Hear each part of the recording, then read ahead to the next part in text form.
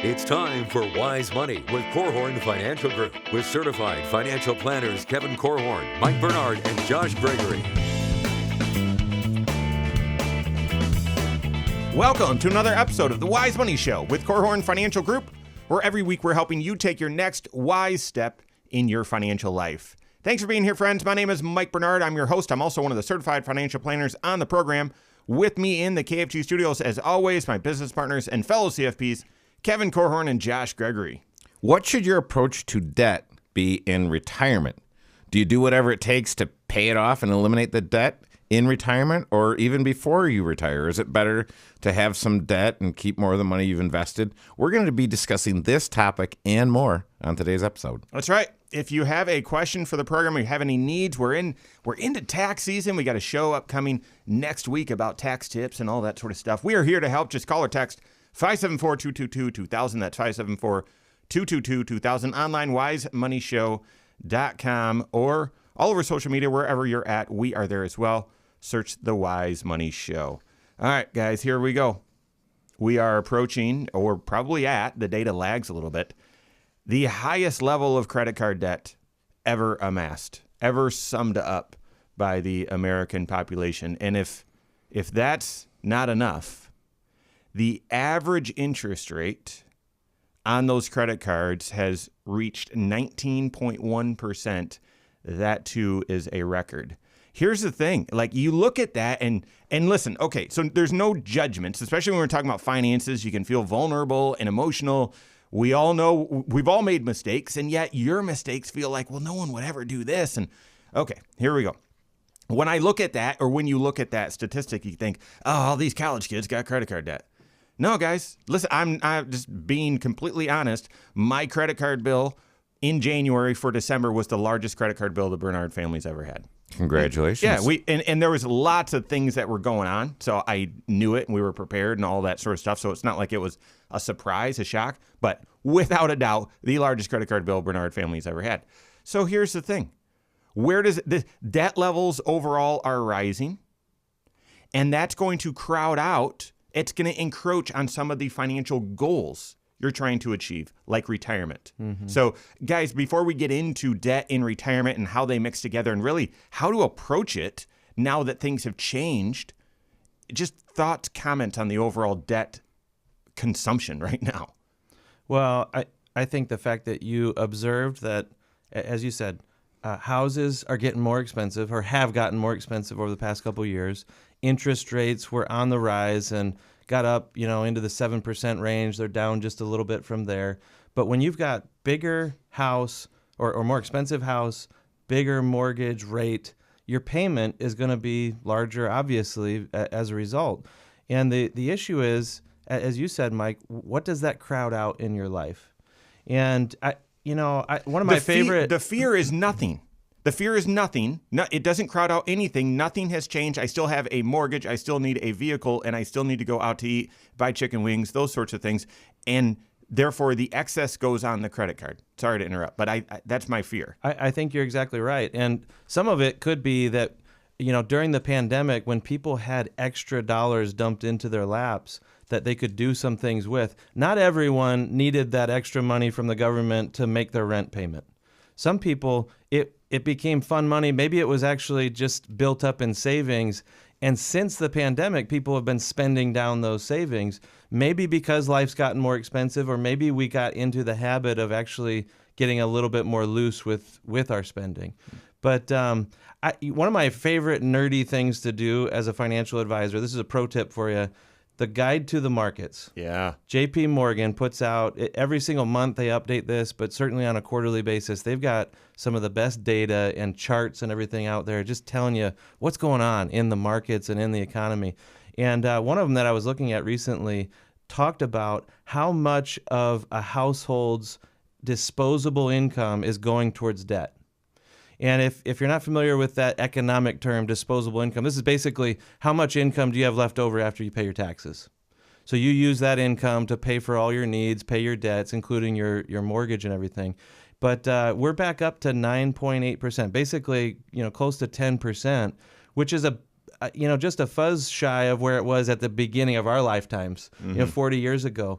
We've seen higher than that in the past, where people are having to use more of their income to pay for debts. Think the housing crisis back, going into 2007, when mortgages were really high. But it got down to some of the lowest levels in history during the pandemic because everyone had extra income and no one was spending money for that short period of time. But we've whipsawed back the other direction. It's going in the wrong direction. What was the high? 12% or so? 13. Yep.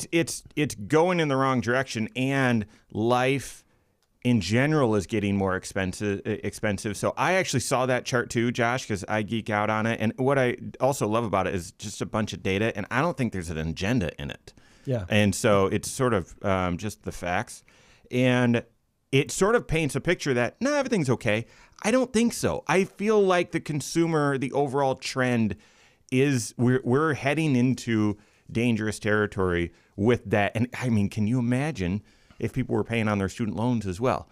And so, okay, debt in retirement. Because if debt is, spending some of tomorrow's money today, and yet tomorrow you also have these goals. You want to help kids with college, or you want to go travel and do things, or you want to step away from your job and the stress and that paycheck and all that.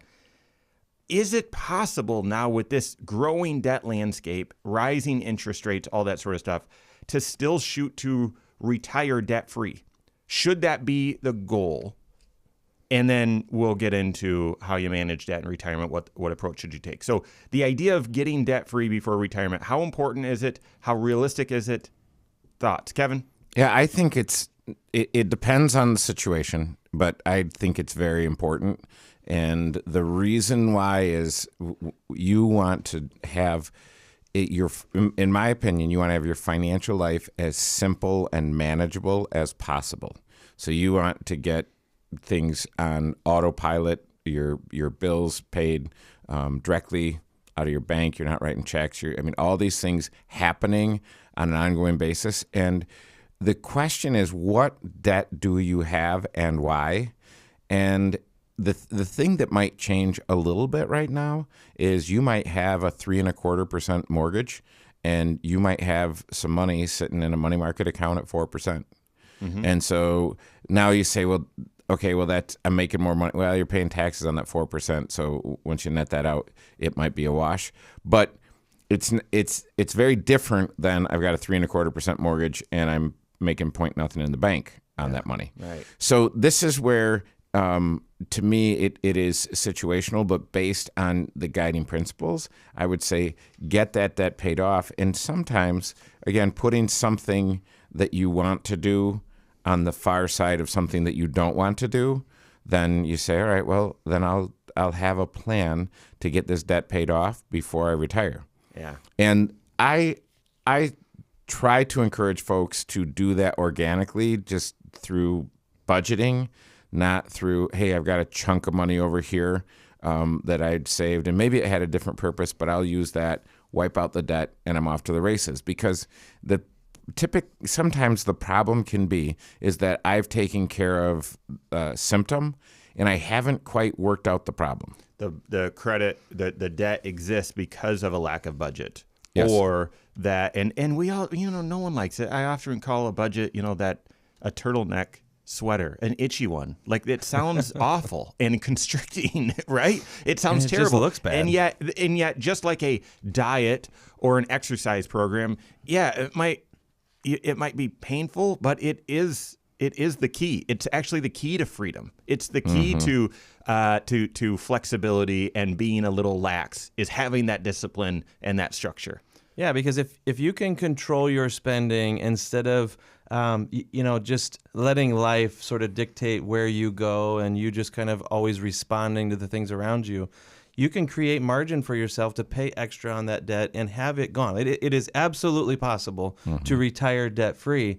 And those who take that approach and they have that type of game plan, they're the ones who have built in enough margin, and they've essentially trained themselves throughout their working career to live on less than they bring in and invest the difference. So they're building up resources, they're controlling their spending, and they don't actually end up needing as much for retirement. They have a better better shot at that money lasting as long as it needs to as a result. And it's not, well, you just can't enjoy life, or you've got to say no all the time. No, it's not that. It's balance, but it's awareness within that balance. So I got a recent story of how to approach this and some of the challenges, but then also if you have debt in retirement, what should your approach be? We've got that and more coming up on the Wise Money Show with Korhorn Financial Group. Hello, YouTube. Thanks for being here. This is the Wise Money Show. What you're watching right now is our weekly 1-hour talk show that airs right here on this channel, 10 a.m. Eastern Time every Saturday morning. Also on podcast at the same time, but also on a couple local radio stations, which is what you're getting a live look into right now. If you're looking for more habits or suggestions on wise financial principles to put in place, how you can look at your entire financial life, all 6 areas, and make wise financial decisions, you gotta subscribe to the channel, because we have content that drops every single weekday that speaks directly to that. Next Wise Step videos, all sorts of content. If there's a financial issue you're grappling with, odds are we've talked about it and have some content on it. So make sure you hit that subscribe button, turn on notifications, and if you like the content, leave questions below. We appreciate it. I feel like, we've talked about getting the merch store. Maybe at 30,000 subscribers we do that, or some milestone. But I think the budget, itchy turtleneck sweater is going to be on there. That's right. Definitely the baby onesie tax credit. Yep. I think you need to have a branded version of Kevin's T-Rex Christmas shirt or sweater. Yes. Which is KFG logo on there. Somewhere in O'Neill Hall at Notre Dame. And oh, you're kidding. I'm not kidding, dude. All my treasured possessions get taken by the children.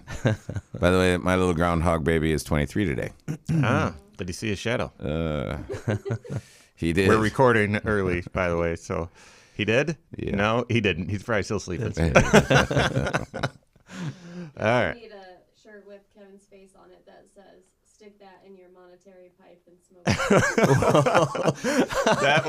That was one of them. Yep. That would be good. That would be good. All right, you making a list? Because all of those would be fantastic. So, okay, here we go.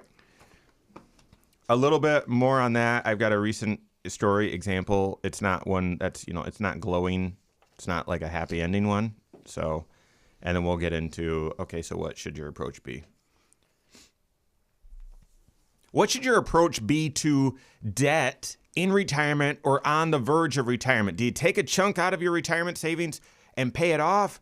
Do you kind of work through it the old-fashioned way? What should your approach be now that interest rates and everything have changed? This is the Wise Money Show with Korhorn Financial Group. Thanks for being here. My name's Mike Bernard. With me in the KFG studios, Kevin Korhorn, Josh Gregory. Every episode of the Wise Money Show is on podcast. Wherever you listen, go check it out. Rate the show as well. We appreciate that. All right, so we're talking about how the debt landscape has completely changed. We're at record levels of credit card debt, record interest rates. Mortgage rates are back up to, yes, they've come down a little bit, but they still have doubled over the past 18 months. Housing values are higher. Vehicle values are higher. So more people are shouldering more debt.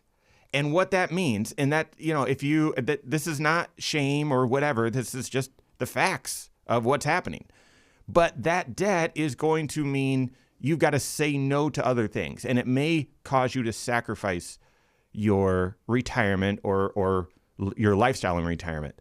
Debt is leverage, but it's also bondage. It's both. Water is for drinking and yet could kill you. Credit, we've said, is like fire, right? You can heat your house, you can cook your meal and get those germs out, whatever, have tasty, good food to eat, but it could also burn your house down if you're irresponsible with it. And right now, with the inflation, I think more and more people are shouldering more debt, and we're just holding it all together. But eventually, if we see a real economic downturn, that could be damaging.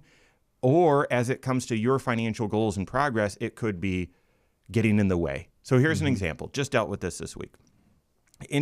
Couple came to us recently. They've got a decent amount saved up, just under $1 million. Okay, it's a decent amount. But he's pretty much had it at his job and wants to be done. And he's 63. They still have a $300,000 mortgage with a $2,100 monthly payment, and that's not including escrow. That's principal and interest. Their plan works. It works without that $2,100 monthly payment. It does. They've got enough income between Social Security. I think he's got a small pension, and then a safe, sustainable withdrawal rate from their investments. They can get enough income to live on if they didn't have that $2,100. Now, $2,100 is not a rounding error. So it's sort of like, all right, you need to be done. You want to be done. You can be if you downsize the house. But if you downsize the house, you pretty much have to pay cash because you would be upsizing your interest rate on a mortgage. So it's not this is not a great example, but I think there are tens of thousands of people that are dealing with that are going to be dealing with that exact same scenario. So it's always interesting to enter into those types of conversations with people, because if you're looking to be done sooner rather than later, but you have something that is, I don't know, kind of a drag on your retirement forecast, it's like it makes it less guaranteed or less sure that you're going to be able to make it in retirement with that debt, then to me, a lot of times people will maybe be open to setting a preliminary goal for retirement to say, you know what, I'm going to retire not based on some age, but some event or some milestone. And that milestone is when this mortgage is gone, I'm done. Like the next day kind of a thing. And I've just seen a lot of people all of a sudden find new motivation to really get focused on the retirement goal because they're watching that debt balance just be whittled down very quickly. And it's an alternative, I guess, to downsizing. It could be, well, if you were able to go from 63 to 65 and in that 2-year period of time make enough progress on this debt, that maybe at that time a downsize feels less cumbersome or less of a sacrifice. Yeah. And all of a sudden you kind of piece together strategies, and people, I don't know, it's like it breathes new life into their preparation for retirement. I know you got one right there, but I want to just chime in. What that also does is that pushes the health insurance need to Medicare, which is affordable for many people. It's not cheap, but it's very affordable. For what you get, it's extremely cheap. But when you compare that to COBRA, which was the original thought, I'll do COBRA for a couple of years. I mean, COBRA plus that mortgage, it's really going to eat into your monthly income. And if you need, because really then the comparison is COBRA versus an Affordable Care Act plan on the exchange. And if you need to be pulling money out of your investments, and your investments are all pre-tax retirement dollars, you're increasing your income. And so what you're going to pay for Obamacare is more than you might want to pay. But I would be surprised. Oftentimes, the COBRA is so expensive. You know, it gets me thinking about this is a little bit of maybe a little bit of a distraction, but I've seen 2 different cases recently where they actually have sold the house and right-sized and got rid of a mortgage, and they have no mortgage now. And it is the only thing I would tell you is when you do that, like I would try to figure out what is my plan, especially if you're still working, because it's almost confusing. What happens with all this cash? Like you got to be knowing where your money is going and giving these dollars a name. The difficult thing about that, and I have a little bit of a philosophy on why is it hard for these folks to find a home that would be a suitable downsize relative to what they're in. And it's the same reason why it seems like the housing market is so tight. There's not a lot of inventory. And I believe one of the reasons why, and this is a more recent phenomenon, but the inventory has been taken off the market by people who have the dream of doing short-term rentals. because those rentals that get rented out on the weekends, and you think about here at Notre Dame, and there are a lot of people that either are buying a house with the hopes of renting it to a student or the hopes of renting it on the weekend to someone who's coming in for a football game. And they're saying, oh, I can make this work and it's great. Well, that's fine, but that house, it now fulfills the role of what a hotel used to fulfill. That's exactly right. And it's not available for single-family housing. Yeah, it's sitting empty all week long Right. until the weekend. Correct. Good So point. because I can't, it's strange. All of these things, all of these phenomenons, even with our consumer debt at $1 trillion, it's double what it was 20 years ago. Yeah. And I don't know. I wouldn't look at that and say, oh, that's great. That's fine. That's healthy. If you don't personally, I don't think that is a great thing. And again, if that's a tool, I'm not out there saying, oh, that's an evil thing. But I would say, boy, do you have to be careful now, because it is accessible. All the stats right now, I'm looking at this stuff, credit cards being opened at record levels. And people say, well, yeah, it's the credit card company's fault. I'm like, I blame the fork too. So, I mean, there's so you say, well, it's available. It's easy. Mm-hmm. Yeah. This is so you talk about I don't know if the housing market goes soft here because of that issue. The rental market looks so attractive and appealing. You also have institutions that are buying houses now. I think less now, but that's still competitive. And then also, we're talking about this very issue. If you have a house that you're thinking, yeah, I think we're ready to move, but it's at a 3% interest rate, and you want to trade that for a 6.5% interest rate, I don't think so. Yeah. You're probably going to hold off, and therefore that keeps the inventory low, and that keeps bidding wars happening and prices elevated.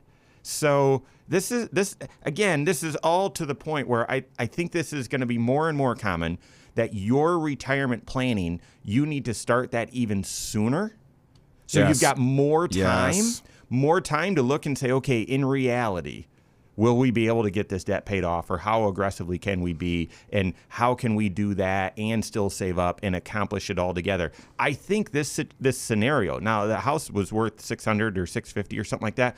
I'm assuming it was, well, kids are starting to get out of the house. Let's move. The kids have really ripped the house apart. Let's move. And when they did, they wanted a nicer home. They had a decent amount of equity, but now that means you've got a lot of debt too, and that debt carries with you into retirement. So I think a lot of people are facing this. The big question is, how do you approach it, managing debt in retirement? We've got that and more coming up on the Wise Money Show with Korhorn Financial Group.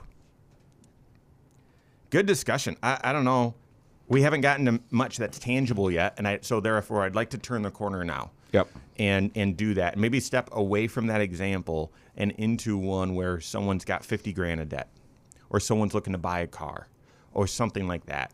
You've got those three options, and we'll take one at a time. And we'll probably take the first one, that'll be longer, because that is the individual I spoke with this week, he said, I don't want to do it. I don't want to take out the debt. They were moving, had about $50,000 that they would need to come up with to buy the next house, and he's like, Doesn't want to borrow that I don't money. want to borrow the money. Mm-hmm. I need to take it out. No. So, all right, here we go. Third segment.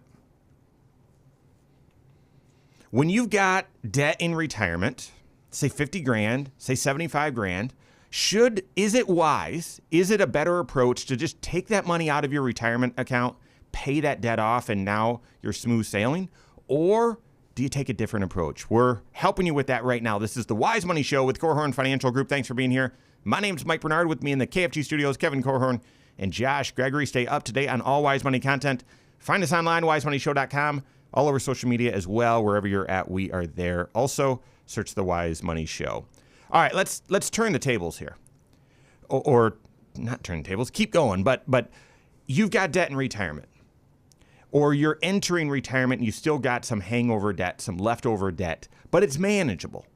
$50,000, less than $100,000. Okay, so you can almost see the finish line, And when you look at how much money you've saved up, no, I've got 600,000 saved up. I've got 1.4 saved up. I've got a chunk saved up. And it would be so nice if this debt was just gone.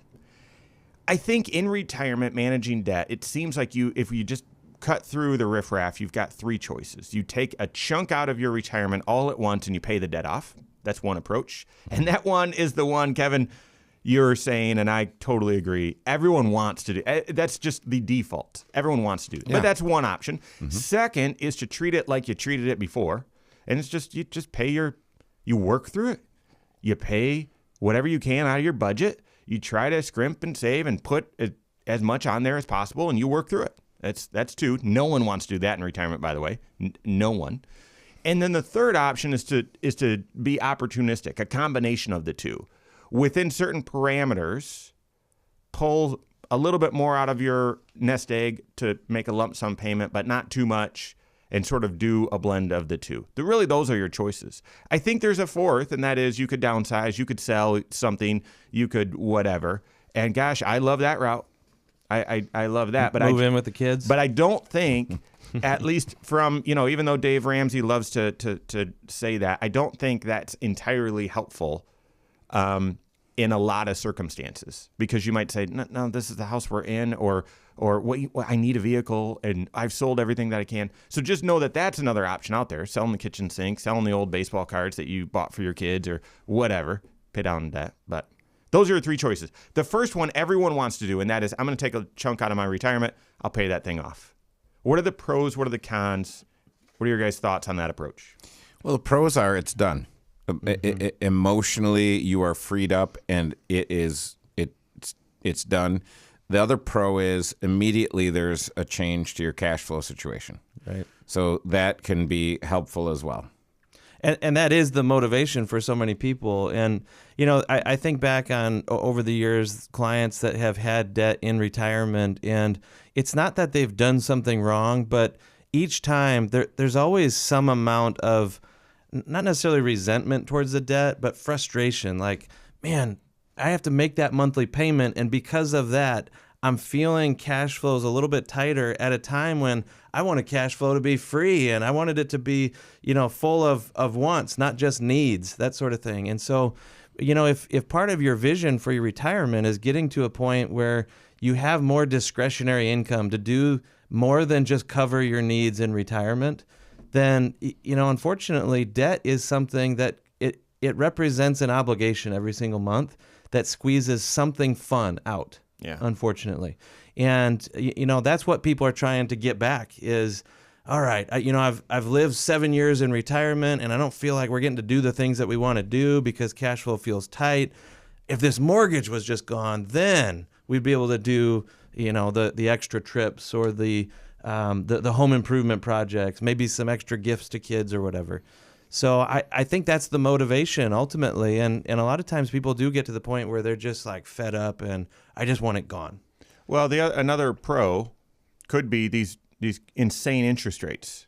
Now, we believe in the long-term compounding growth of the markets. We 100% know the volatility and risk that comes with it. But the other side of that risk is that long-term fruit that you get.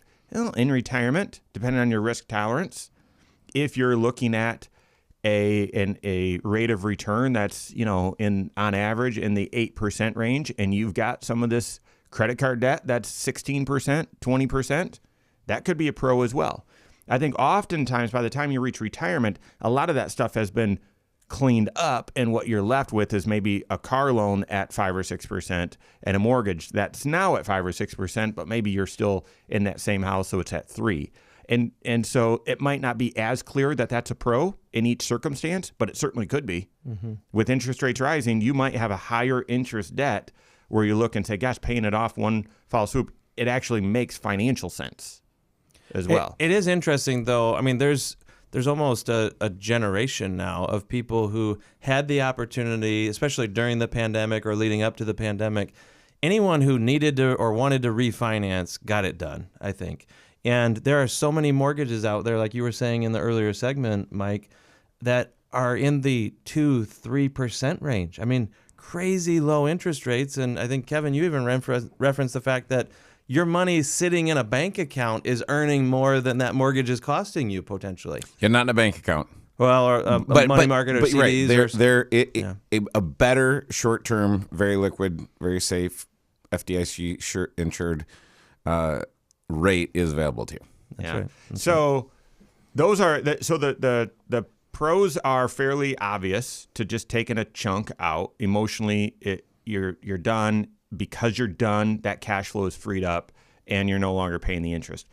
The cons, so listen, for the record, and don't, if you're thinking, oh, a financial advisor would never tell me to do that because they want me to keep all my money invested, blah, blah, blah. No, that's why you got to be working with a certified financial planner that's doing comprehensive financial planning, because they're looking at all 6 areas of your financial life and giving you objective advice on, well, should this money be invested or should it pay off the debt? They want to help you make that decision, not just have blinders on saying one size fits all. So we help people with this all the time. The cons, though, you need to be aware of, and they are fairly significant. One is withdrawing that much out can push you into a higher tax bracket. So an example, you've got 40 grand worth of debt that you want to clean up, and that will free up $600 a month of cash flow. And yeah, it makes sense. Well, you're going to have to take out what, 65 grand out of your retirement, pay the taxes, and then that'll leave you with the 40 grand to pay off on the debt. So because you've got to take out even more to cover the taxes, that means your total adjusted gross income or taxable income's that much higher still, could push you in a higher tax bracket. Yeah, I mean, that implies that you're taking it out of a traditional retirement account, a traditional IRA or a 401k. Well, I don't want you taking it out of a Roth. That's right. That's the thing. You may have a pool of money that is tax-free, and you say, well, I'll go to that. But that's often the money that we're like, keep that hands off. Let it grow as long as possible, because the longer that it's growing tax-free, the more powerful it becomes for you. Mm-hmm. There is another type of bucket that some people may have as well, and that's just non-qualified or taxable accounts, where if you were to sell an asset and pay a capital gain, it may not cost you as much as those traditional IRA distributions. But, I tend to see people who have that kind of money built up, they often don't also have debt on the side because they've been aggressive in paying down the debt over the years. So I don't know. I agree. Typically, when someone's talking about pulling a big chunk of money out, it's coming out of an IRA, and the tax consequences quickly scare a lot of people off. Mm-hmm. Yeah, because what it can do is it can put you in a tax bracket in that 1 year that you won't be in for the rest of your life. Mm-hmm. And it also, did we say anything about Irma? No, you are. So it can also put you in a position where your Medicare Part B costs more. So you have to be looking in every direction to make sure you're not putting yourself in a bad position. Your Medicare Part B costs $160-ish a month, and once your income is above a certain amount, if there's a single and a married rate there, and once your income goes above that, you're gonna pay a higher rate for your Medicare Part B. So think about that, and if you're married, it's times 2. So, yes, I freed up that debt payment. And, in this, made up example, $600 a month of debt payment. But now your Medicare costs in total between you and your spouse $300 more for the next year. But you actually won't feel that for a year and a half, maybe. Right? And so it's sort of a stealthy, and if you're not paying attention, then you're going to take one step forward and a couple steps back. All right.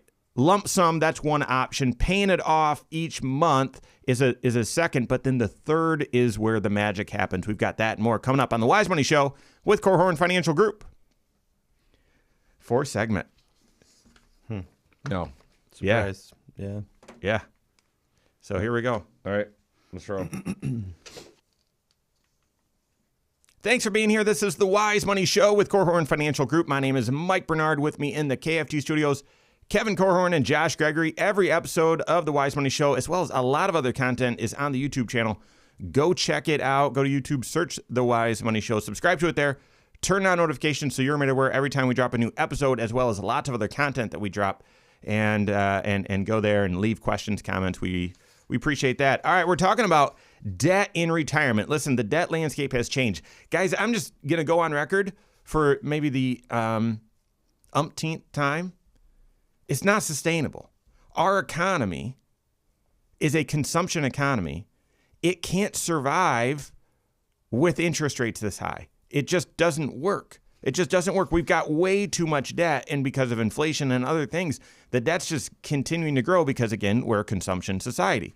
Interest rates have got to come down, but it's not that, well, just declare it and make it happen. No, there's a lot of other pieces that need to be figured out, but the economy can't operate effectively if interest rates stay in the 6-7% range, credit card rates at 19%, that can't work. It doesn't work. So, yeah. I was just going to say, especially the debt that is a flexible rate. If you've locked in your mortgage and you're at 3% or 4%, and that's not going to change for 30 years, the nice thing about that monthly payment, even in retirement, is that it's not going to change. Everything else in your life is going to go up. It's going to get more expensive, but that mortgage won't. It's the debt that is shorter term often, or higher interest rate, or it's fluctuating. You know, you're talking about the credit card debt at 19% on average right now, highest in history. That's problematic, right? So to me, debt in retirement is not all created equal. Right. You know, carrying a mortgage and making a monthly payment is one thing, but being in a cycle of consumer debt, you know, going from car loan to car loan, or borrowing on a credit card and carrying that balance for a period of time to pay for the big cruise or the big Christmas gifts or something like that, or you know, new furniture, some sort of need that popped up that you didn't have cash for. That's the debt that can really erode your spending power and actually start to create a meaningful drag on how satisfying retirement can be for you. Oh, without a doubt. Okay, so here we go. You've got a little bit of debt in retirement, and I'm talking, you know, less than $100,000. First option is the option that you want to do, and that is withdraw a big chunk from your retirement savings, pay that thing off, you're off to the races. There's definite advantage to that. The advantages to it. There are consequences as well, real consequences. The second choice you have is to just continue to muscle through it. Make your monthly payment. That's it. No one wants to do this in retirement. If you've got a mortgage, maybe that's your approach, but it does gnaw at you, and you think, how can I make more progress in this? But guys, what are pros and cons? What's the thoughts? Quickly, because we got to get to option number 3, which is really the preferred way. That's the wise approach most often. But just making your normal monthly payment, fitting it into your budget in retirement. Thoughts on that? I think the fact that you can kind of levelize your cash flow is one thing. It's predictable. It's not changing over time. I think a lot of people, they kind of push back against the idea of just letting the mortgage ride indefinitely, because I often hear people say, but then my mortgage is never paid off. I'll never own my house outright. Or, they look at, but then I don't have anything to leave behind to the kids or something. So they're thinking about equity and inheritance and stuff like that. But I mean, at the end of the day, if you carried a mortgage literally all the way through retirement and the kids inherit the house, they're going to sell the house, the mortgage is going to get paid off, and they're going to receive what's left over anyway. So to me, it's more about, well, what kind of cash flow pattern does this create for you? And does this allow you to actually cover other needs in retirement and some of that enjoyment that you were picturing when you started saving for this huge goal of retirement back in your working career? What I love about this approach is it helps be a governor on your other expenses. So it helps, like, you stay focused in your financial life. And I'm not saying a governor on the fun or the things you're able to do. No, you just kind of balance it all, and it provides that little structure. But the other thing is, oftentimes you're not taking a 30-year mortgage out when you're 65. So the mortgage or the debt that you have in retirement, you're carrying with you maybe for the first 10 years or so of retirement. And then once that's paid off, now you've got your cash flow and your income are all set up to cover that debt. And then when that debt is paid off, even if it's 10 years into retirement, there's now this freedom, this freed up cash flow, discretionary cash flow that you can say, you know what? We're living the life we want. We don't need this much money. Reduce how much we're taking out. Or good timing. The grandkids just started travel sports and we want to, travel around and go see them on the weekends and that sort of stuff. And you've got this freedom because that debt is now gone. Or there's maybe one more form of good timing, and that is over time in retirement, life is going to get more expensive. You're going to feel the effects of inflation, even when we're not in skyrocketing inflation periods like we're in right now. And so 10 years into retirement, when that mortgage payment drops off, you may actually need that freed up cash flow just to continue to make ends meet. All right, so here's the third option. Okay, you've got debt in retirement. Do you take a big lump sum and pay it off? Do you instead muscle through it, don't take anything extra out of retirement? Or the third choice is often the wise choice. And I wouldn't say, well, this is the one you have to do. No, it's based on your situation. Through your comprehensive financial plan, working with your CFP, you'll figure out which option is best. But oftentimes we turn to the third option, and that is a mixture of both. Let me tell you a situation, and we do this all the time. But individuals we've been working with for a long time, they got to retirement and were ready. They were ready. And not just, I'm emotionally fed up, I need to leave my job. No, they were ready financially. They still had about 65 grand worth of debt on the mortgage, and they really wanted to get it paid off. So, but it fit within their financial life. They just emotionally wanted to get it done. Well, when we look at their tax situation between their Social Security, she's got a pension, and then they're drawing a little bit out of their retirement accounts to make all their lifestyle work, which includes this payment. They had about $25,000. They were $25,000 below the top of the 12% tax bracket. So I talked to them about that. We said, well, you can do a Roth conversion and fill up that 12% tax bracket because I like it. I don't love paying taxes. I hate paying taxes. But I would prefer to pay, if I'm going to have to pay taxes, I'd like to pay them at the lowest possible rate, please. 12% is pretty stinking low. So you can do a Roth conversion up to the top of the 12% tax bracket. And I think financially that will be better for you over the long term. Or we could take 25 grand extra out of your IRA and instead of moving it to your Roth, pay the taxes and you chunk it down on the mortgage. And we get the mortgage paid off after covering taxes, get the mortgage paid off 3, maybe 4 years. That's the plan they wanted to do.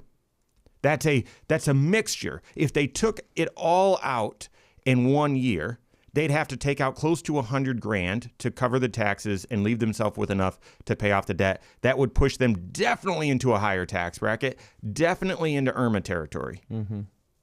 Or you can do the planful approach, sorry, Kevin, and look from a tax standpoint, see what makes the most sense. Yeah, and especially if you're towards the end of a year, I mean, you could be days away from splitting that tax bill into 2 different tax years. Exactly. That's actually the time of year to do it, right? That's it. We'll still call it, near the beginning of the year. That's exactly what we did. We came up with this strategy in the fall of last year, and we set an alert to reach out to them on the 2nd of January and send the second installment. So within a matter of 4 months, they've made 2 large chunks on the mortgage. And that means every monthly payment that they're making for the rest of this year is going to have more firepower with it, will be more towards principal than interest. Okay, so the option you didn't give us, which is actually my favorite one. Oh, okay. I have a client that retired, moved to the East Coast into the mountains, built his dream house, and said, hey, my income takes care of the mortgage, no problem. But here's what I'm going to do. I've got some skills, and so I'm going to consult until I pay off my mortgage. Love and it. He killed it. He was so motivated, and he was having fun doing it as a consultant as well, because you spend your whole life getting good at something, and you're like, well, what if I could just do what I'm good at instead of dealing with all the monkey business of an actual job and employer and reviews and blah blah HR blah blah blah. So it was cool. Yeah. So he chunked it down with income that he was doing during his consulting. Oh, he spanked it. He had a meaningful mortgage that was paid off in just a few years. Not awesome. Everyone has that option, but absolutely love it. The point is, you can retire with debt. You can. Work with your CFP, find the right strategy for you, and work through it so it's not bondage, but there's freedom. That's all the time we have for today. On behalf of Josh Gregory, Kevin Korhorn, all of us at Korhorn Financial Group, have a great weekend. We'll see you next Saturday for the Wise Money Show with Korhorn Financial Group. Securities offered through Silver Oak Securities, member FINRA/SIPC. Advisory services offered through KFG Wealth Management LLC. Doing business as Korhorn Financial Group. KFG Wealth Management LLC and Silver Oak Securities Incorporated companies are unaffiliated.